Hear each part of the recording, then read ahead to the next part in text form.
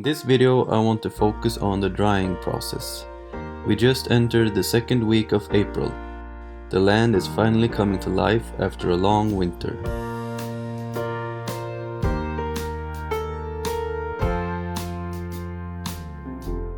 Fresh grass and flowers are popping up. The leaves on the trees are breaking, and if you got some wet laundry, just hang it up on a tree branch and it will get dry in minutes. This is also one of the driest months of the year, at least here in Sweden. Here you see an example of what not to do, leaving freshly milled, thick and wide tabletop slabs in the middle of a field. Strong and fast winds, low humidity and plenty of sunshine, making this a time to be cautious, if you're in the business of drying wood, that is.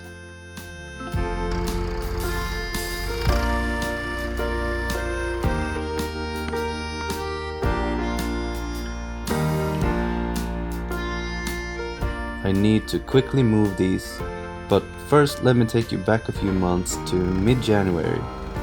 We had just moved to this property and I was scouting the area for a good spot in the woods. I don't want to be stacking my slabs on an open field where the sun is just beating on it all day long. And that's just gonna dry the lumber too fast. Where did he go? There you go, little man.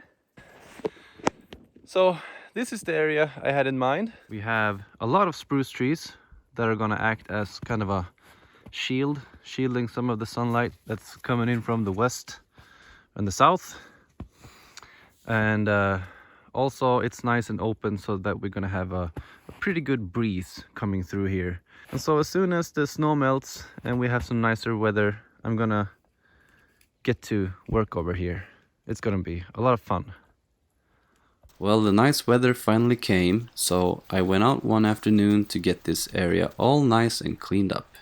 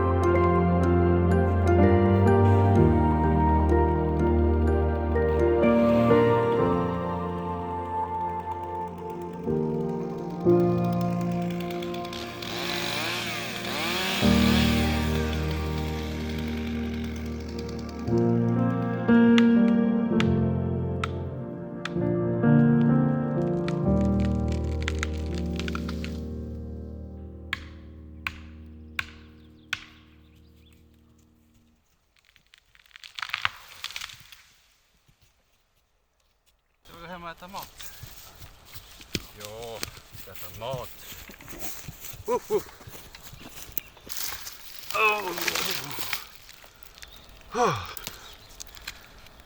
I'm exhausted. Oh, hey. Huh. Maybe I'm carrying too much stuff. I got this big water bottle in my pocket, making me all stiff.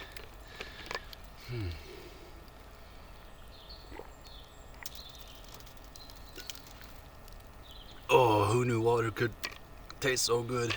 So the normal logging practice isn't to clean up all the branches and buck things into firewood pieces and stack them in the forest. So maybe that wasn't really that necessary, but to me it was, because it's gonna serve a few purposes. Number one, I'm gonna be working there, so I don't want to be, like tripping on things and falling down. Making sure I pay my respects to our forest. After all, this is our forest, and unlike the previous owner who just cut down things on random, it would seem, there's been so many areas throughout our property where I've just found trees that have been cut down for no reason, and he hasn't done anything to harvest the wood, which to me is just pure insanity. Just think about the amazing wood I'm going to be storing over there. I mean, we're talking logs that are a couple of 100 years old, and so it's kind of a big process. And in order to respect that process, I feel that the lumber deserves to be put in a beautiful place. Might sound a little corny, but that's just because I'm a corny guy. And then which brings me back to just having things nicely organized. And I'm probably gonna have a couple of clients come up here.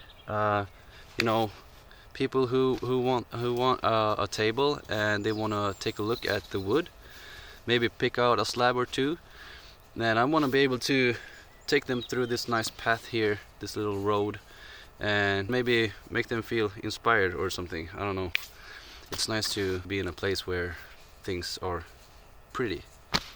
It's really simple. Just taking the time to do the extra effort is gonna pay for itself time and time again. So that's the little morality lesson of today. Early morning the next day, I fired up the loader and got to work.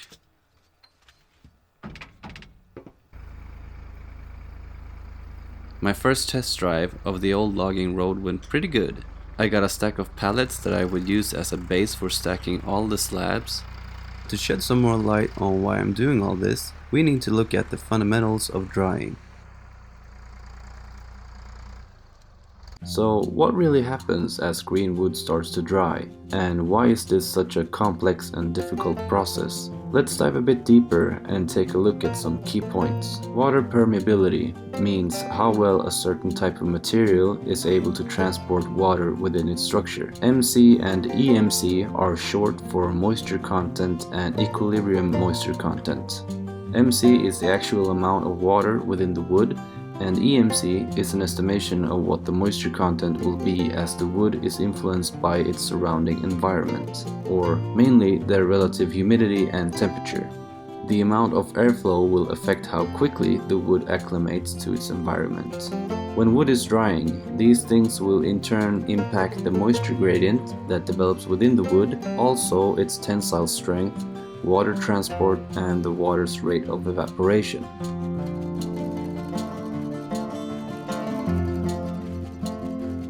Now let's take a single slab and introduce airflow across its surface.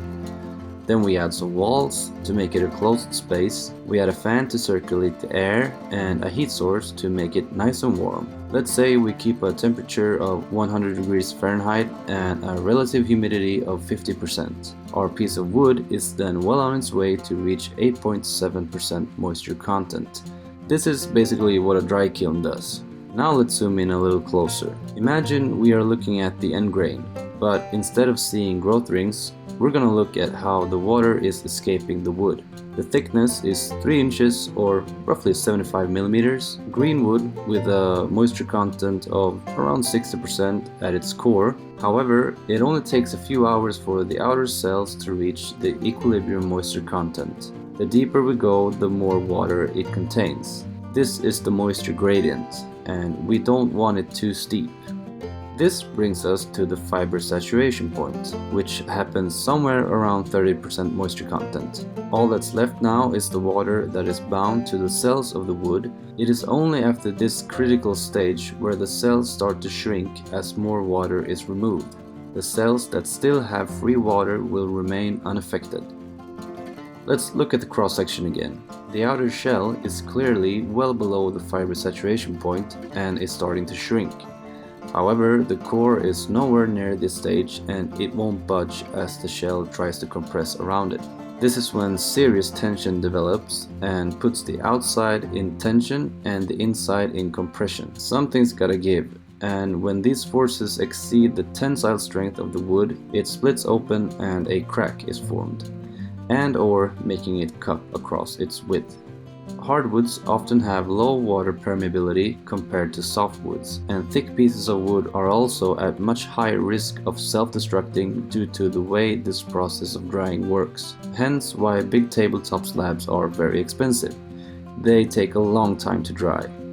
By limiting its exposure to sunlight and high winds, we give our wood a fighting chance to survive its first critical year of drying, allowing for slow, gentle drying conditions, and every night as the sun goes down and the air is chilled, we reach the dew point, where the relative humidity goes above 100%. And then condensation occurs all over the surface of the wood, acting like a protective blanket, elevating the surface moisture content, allowing the core to slowly release a little bit of water and not causing a very steep moisture gradient. And with every day that passes, we get a little bit closer to wood that is ready to be put into a kiln to finish the final bits of drying. And all is well in woodworking land.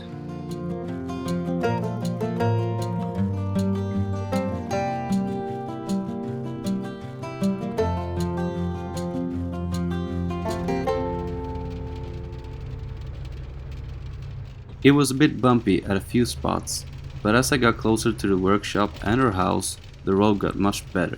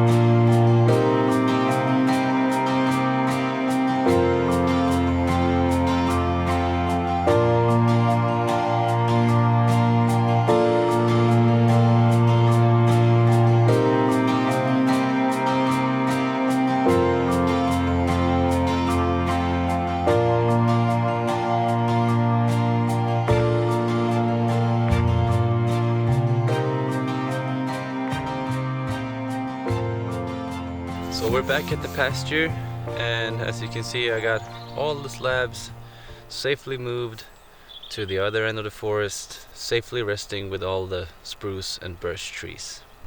Ser det ut då? Vad är det vid nosen? So it's early morning here and a bit chilly, but that's okay, I guess. Där får du gubben, där får du. Så. Anyway, I just want to briefly mention a few things before I wrap this video up. And so you may have noticed I didn't put a lot of effort into making the foundations very accurate, you might say. Well, I tried as best as I could to line them up and have them be in the same plane. Having them be perfectly level isn't really that important as long as you're only stacking one log at a time. If you're gonna be stacking multiple logs on top, then yeah, they need to be level, or else they're gonna tip.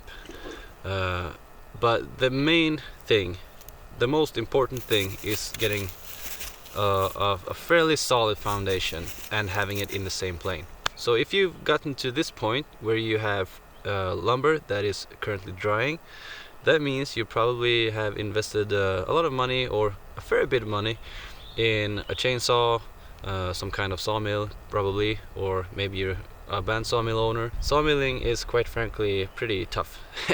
So you've also most likely invested a lot of time and effort, and all of that could be ruined due to improper or just bad drying circumstances.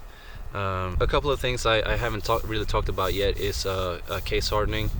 That's when you really over dry the shell, the outside, and too quickly, and enormous tensions are infused permanently into the wood. Some people believe that if you've case hardened lumber, then that will also inhibit further drying, kind of like the shell has shrunk so bad that the cells are just no longer able to transport water, and the shell is going to keep the moisture inside the wood no matter how much you try and dry it. I don't know if that's true, and I've done a fair bit of research into drying of wood, and I haven't stumbled upon any research suggesting that that may be the case, but who knows. Anyway, case hardening is fairly bad, and you'll know if you've got case hardened lumber. It's going to pinch your circular saw blade like it's nothing, and especially when working with big live edge slabs and trying to turn them into tabletops. And so there's always going to be a fair bit of cupping no matter what you do. And of course, as we try and make a table, we want it to be flat, and so we flatten it. And if it's severely over dried or poorly dried, case hardened, whatever you choose to call it, that could make the slab behave in a very weird ways. You are essentially removing the case when you're flattening. That's basically what you're doing. Tension inside the wood is then released or shifted to other areas, or enabling other tensions to act upon the slab, and you could experience movement fairly quickly after flattening a slab.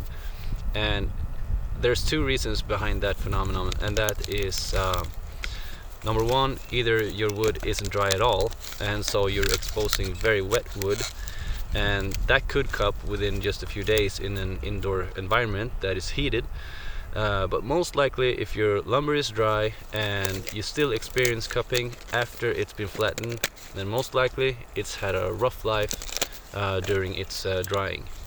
And I also want to talk about kiln drying, but I think that's going to be an episode all on its own. There are multiple ways of kiln drying, and if you have a sophisticated enough of a kiln, then yeah, you can reverse case hardening with the use of steam. But it has to be done at the right moment and very precisely. The kiln I have is a very simple kiln. I built it myself, and basically anyone can do it. So that's what I'm going to be showing in a future episode, I hope. But for now, I hope to have provided you with at least a basic understanding of how the lumber behaves and how the water inside the wood is released, and the effect it has on the wood. We got a family of deer living in our forest back there, and every morning they come out here to feed on the grass. And I like to come out here and say hi to them once in a while. They don't seem to mind me at all, actually. Well, most of the time anyway. Once there was a papa deer. He's a fairly big buck who we don't see very often. I guess he was kind of suspicious of me, and so he tried to scare me off a few times, making all kinds of noise. And so I replied by making some kind of a owl noise, like a hooty sound, and all of a sudden he replied, and so I tried again, and a few seconds went by and he replied again. And so I just kept going, and we just went back and forth for a while, and somebody had seen me. They must have thought I was going crazy trying to talk to a deer and all.